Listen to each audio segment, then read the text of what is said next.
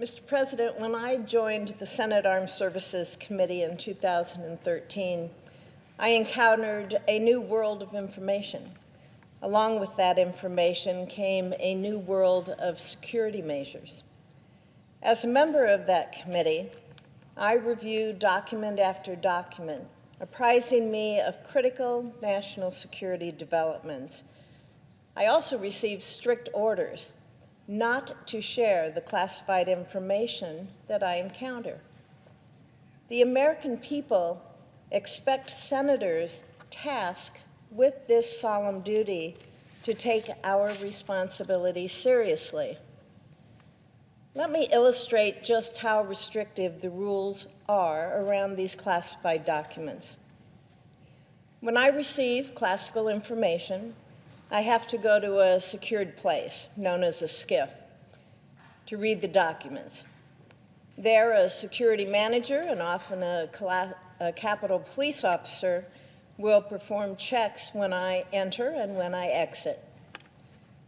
My background on armed services is one of the many reasons that I am shocked at the news that classified documents dating back to President Biden's time in the Senate were found sitting haphazardly in his garage this month. The President's personal attorney confirmed that some of those documents came from the Senate, and they've apparently been collecting dust next to the President's Corvette for years.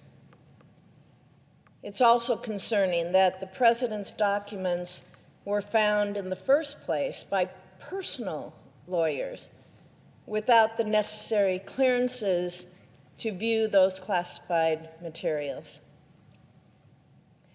We've all learned recently that the executive branch has issues regulating documents. I have refrained from commenting on that issue because I've never been a part of that branch of our government, and so I cannot speak to their regulations.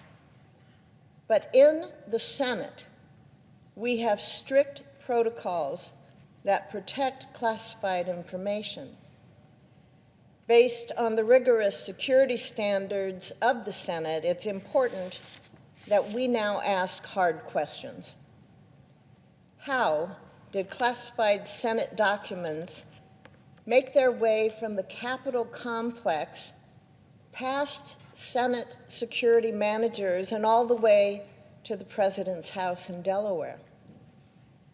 I think most people believe that this demonstrates incompetence at best. If a newly elected Nebraska senator in 2013 could figure out how these security procedures work, surely a career politician like then Senator Joe Biden could do so. As chair of the Foreign Relations Committee, former Senator Biden likely had access to information that could have jeopardized lives, especially those of patriots serving in sensitive roles overseas.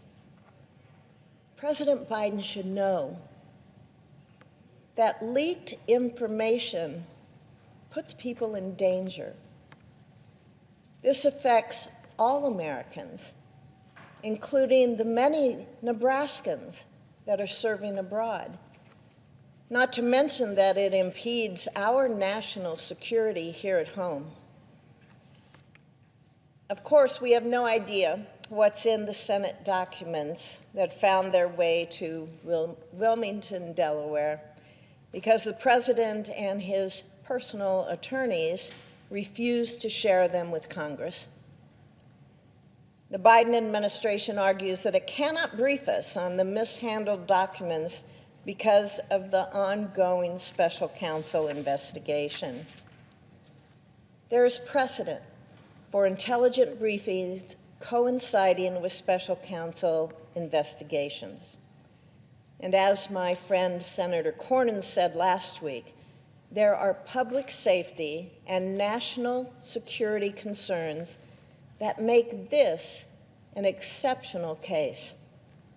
If there was a breakdown in Senate protocols to protect classified information, then we need to know that, and we need to know it immediately. That's the only way that we will know how to rectify the potential problems caused by the President's unsecured Senate documents. We at least need to know what the general subject of the documents or the area of the world that they cover. I'm proud of my colleagues on the Intelligence Committee, both Democrats and Republicans, for realizing the seriousness of this issue. I hope that we can continue to set aside partisan politics and that we can uncover the truth in this matter. President Biden's comment on his handling of documents a couple weeks ago was that he has no regrets. Well, let me tell you, Mr. President, if a sitting senator was found to have mishandled classified information, it would be more than just regrettable.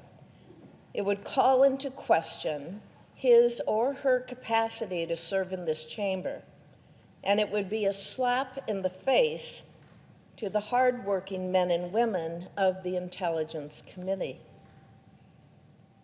By the time we uncover the truth about these documents, I hope that the President will have learned to regret his bad decision. Thank you, Mr. President. I yield the floor.